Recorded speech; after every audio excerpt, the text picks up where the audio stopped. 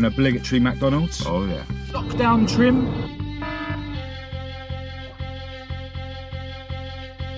Beetle chassis, Alfa Romeo. The Mk2 Escort that we saw last time. Unless I can get it off the car. No. Rust, bit of rust. Hello and welcome to this video. I'm Marcus Hayes and today we're going to collect my dad's Mk3 Escort from Clumpfab. So what do you reckon on the lockdown trim?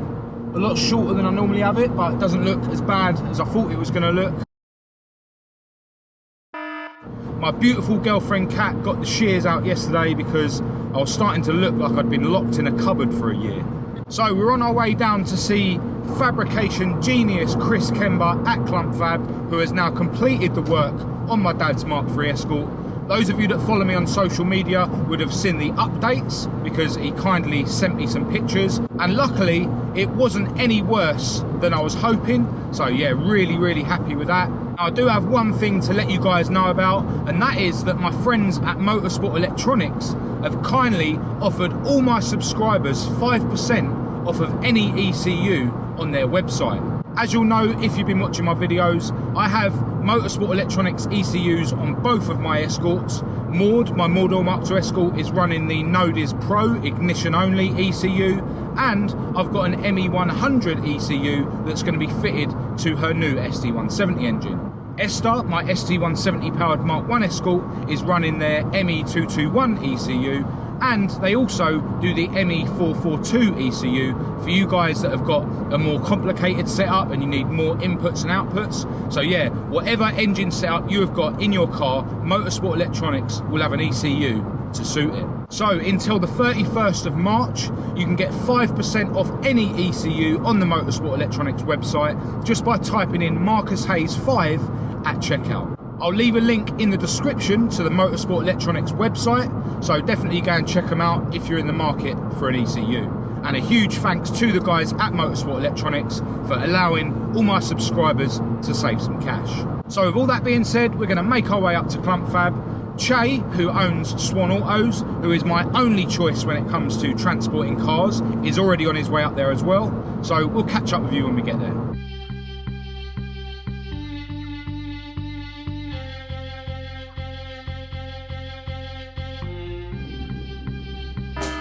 Quick pit stop at the services to go to the toilet and grab an obligatory McDonald's. It was actually in time for the breakfast as well for once.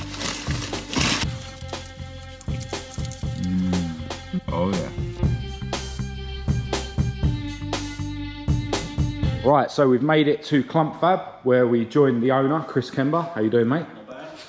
Che's here as well, my chosen man when it comes to recovery. I'll leave his contact details in the description of this video. Get in touch with him for all your car transportation and recovery needs. Chris's dog Loki's here as well.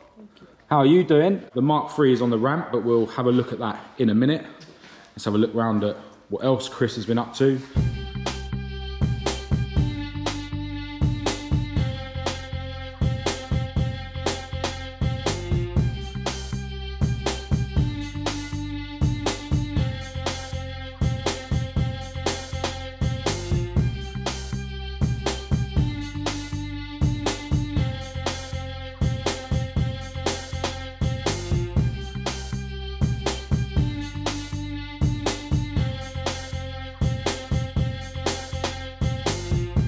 Here we have a Beetle chassis, which Chris has replaced the floors on.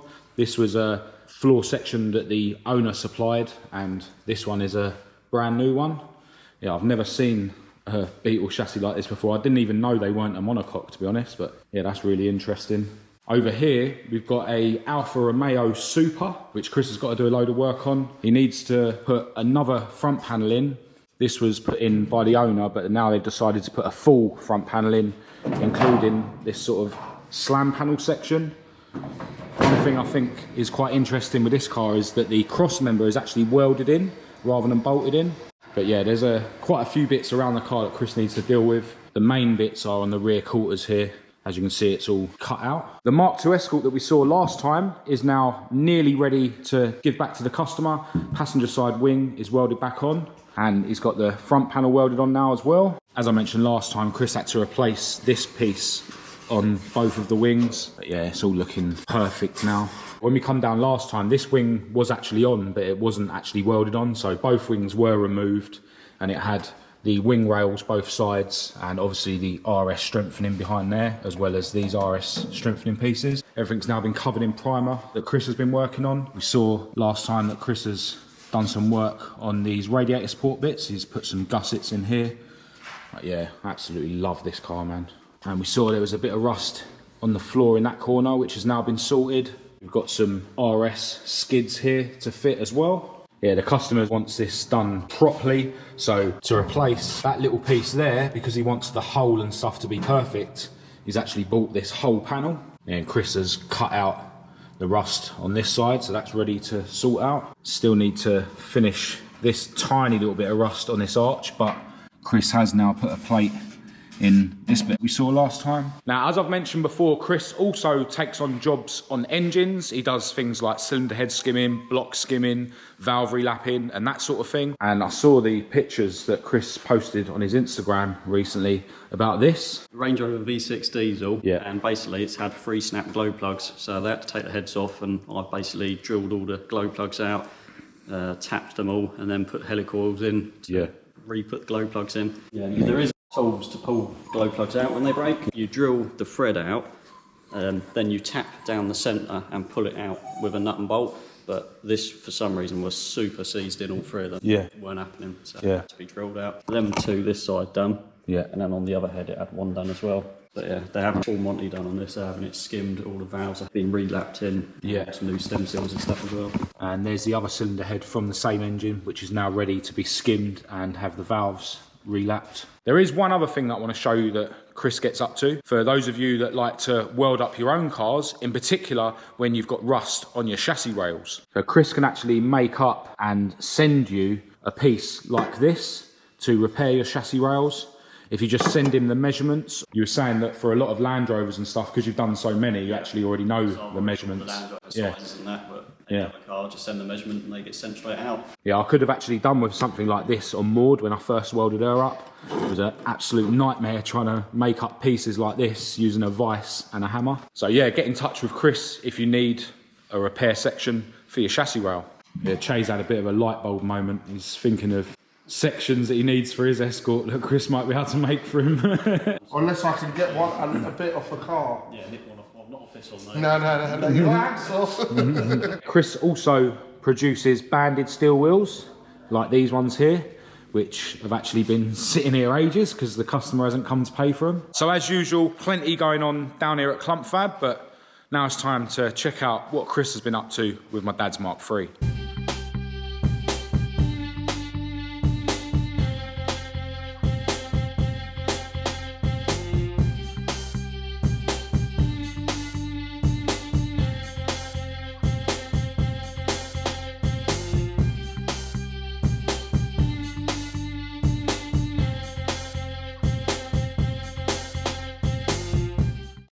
So as it turned out, it wasn't much worse than we were hoping, Chris. No. So as I mentioned before, there was definitely something going on here and there was some rust inside there. I actually sent Chris an arch repair panel, and yeah, he's used part of it to repair this bottom corner. It was really rusty here, so he's had to weld it up to there. And pretty much the same thing in this rear corner as well. And there was a bit in there, you said, as well, yeah? Set just on the inside. Get my light on it, you can just see the job that he's done in there as well. Now, there was a bit of rust on this sill on this side, which I thought was going to turn into a hole, but it actually just needed to be ground back and rust treated. And Chris has put a bit of primer on there, so yeah, that's cool that that didn't turn into a hole. And then round the other side, this outer and inner arch was repaired by a friend of mine a couple of years ago. But yeah, the rear of this arch, on the inside, there was a bit of rust that Chris needed to deal with, and yeah, that's all sorted as well. And obviously the sections on the inner arches that Chris has repaired, he's very kindly primered it and undersealed it for me as well. So yeah, got really lucky with this Mark III. And Chris was saying it is really, really solid underneath. And like me, he believes that the mileage is genuine. It's actually showing 31,000. Chris has given me one of his Clumpfab stickers, which I'll be proudly mounting on the rear windscreen once I've given the car a wash. Che is ready for me to get the Mark III on the truck. Now, when I dropped the car off here, it was running on free, so we'll see how it's running now.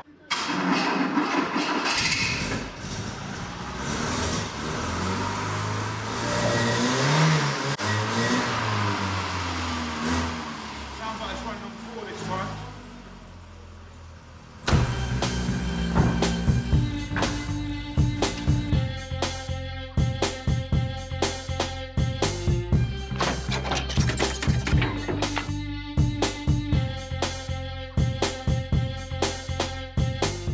Right, so that is the Mark III on the truck, ready to be taken back home. Now, I know Chris is very busy, so I'm going to get out of your way, but massive thanks for the work you've done. I really appreciate it. As I've said before, if you need any rust repair or restoration done on your car and you want a proper job done, definitely get in touch with Chris Kember at Clumpfab. I'll leave his contact details in the description of this video.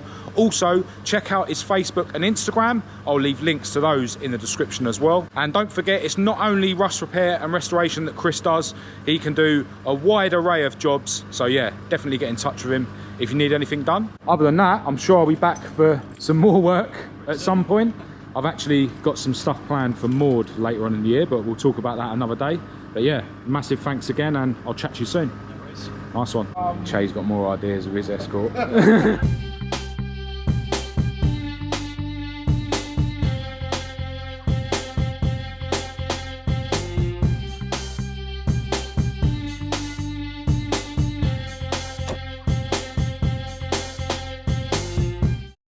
Right, so the Mark III is home safely. Massive thanks for transporting her for me. Really appreciate it, and enjoy the rest of your day. I will. Right, seeing as the Mark III got very dusty at Clumpfab, I'm going to quickly give her a wash. Not going to bother using snow foam or anything like that. Just going to use the car shampoo, and Winston is due a wash as well, so we're going to do him. And then once the Mark III's clean, I'll talk about the plans for what's next for the car.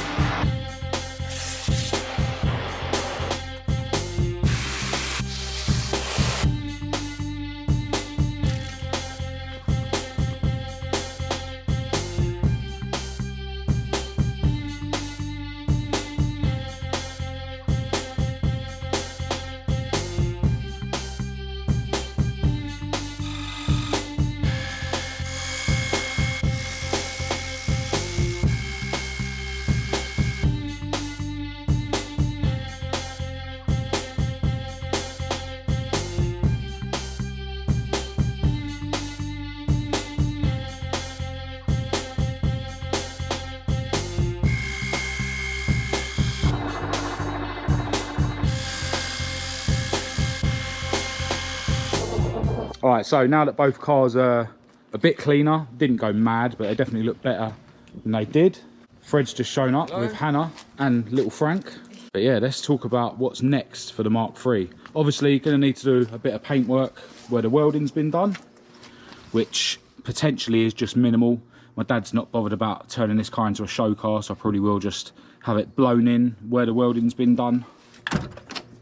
Obviously need to do something about this seal as well, but there's another couple of scabs here that need to be cleaned back anyway. So yeah, I'm still not decided whether I'm gonna do like a bodge job with spray cans or give it to my mate Rob to do.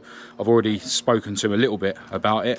And obviously around this side, this arch is definitely gonna need some fiberglass filler to make the shape a bit better. And then that's gonna need painting as well. The problem with this car is it's had a lot of really bad paintwork. The bottom half of the car just isn't shiny at all. Rob was saying that we might be able to just give the whole car a polish and then just paint the bits that need doing, but as I say, I'm not sure how far I want to go with it yet. Definitely don't want to pull it apart and do a full respray. You know, this car's never going to be a show car. This front wing here did get crashed into and it has been bashed out and it looks a million times better than it did, but it's definitely going to need some filler work and paint. There's a bit of a dent there, And I think the main damage was around here, because I can see where the paint was chipped where my mate done the panel beating. But yeah, overall it's a really solid car, and I'm pretty sure this will be on the road very soon. In fact, I might get my mate John, who I think has got a trader's policy, to MOT the car even before I actually get it painted. Now mechanically, I'm definitely going to give the car an oil change very soon, and oil filter, and the air filter in there is actually a K&N one, so I won't need to change that. It had a new fuel pump shortly after my dad bought it, so that should be fine. But when I dropped this off to Clumpfab, it was sort of running on 3 cylinders. The distributor cap and rotor arm is new, the leads and the plugs and all that are new, so I think it might just need the jets in the carb cleaning out. I might actually clean out the actual fuel line. But yeah, there's not actually a lot of fuel in this car. I only put a jerry can in it, and the fuel that was in it before that, which was, you know, there was hardly anything left in the tank, was really old fuel, so that might be why it wasn't running so good. So maybe with a full tank of fuel it will run better anyway. But yeah, definitely gonna have a look at a few things before I actually bother getting it MOT'd. Yeah, one thing I am going to do straight away is fit this Clumpfab sticker to the rear screen of the Mk3. Quite happy to represent and promote the Clumpfab name. Sweet. Yeah, definitely gonna have to put some wheel spacers on these rear wheels. The fitment is weak and there's plenty of space. And if I remember rightly, the front ones are quite close on the inside to the inner wing or whatever.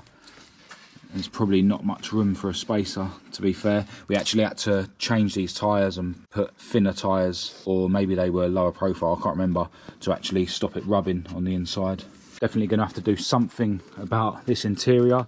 This seat is actually twisted and loose from when someone tried to steal the car, where they were leaning against it to try and break the steering lock. They did actually manage to break the steering lock, but when this got the power steering conversion, that was sorted, so it's got a steering lock now. But yeah, not sure what I want to do with this interior. My dad's definitely not interested in putting Recaros in it or anything like that.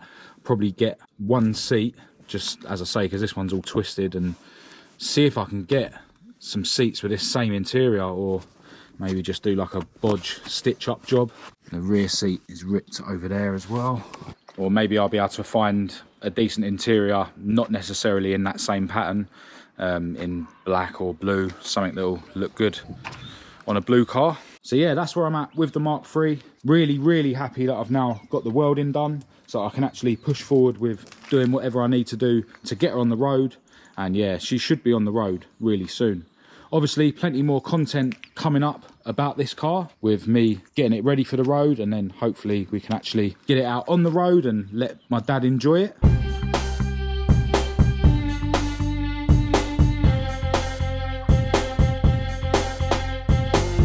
For now, I'm going to end this video here, and I'm actually going to spend a little bit of time on Esther, my ST170 powered Mk1 Escort. I'm starting to put her back together behind the scenes. So yeah, if you thought this video was any good, please do give it a thumbs up and a share. If you didn't, give it a thumbs down. Click subscribe to keep up to date with all my future uploads, and check the links in the description to my social media and my website. I'll also leave Clumpfab's social media and their email address in the description, as well as Che's contact details for anyone who needs any transportation or recovery. Huge thanks to everyone for your continued support of my channel. But other than that, until next time, thanks for watching.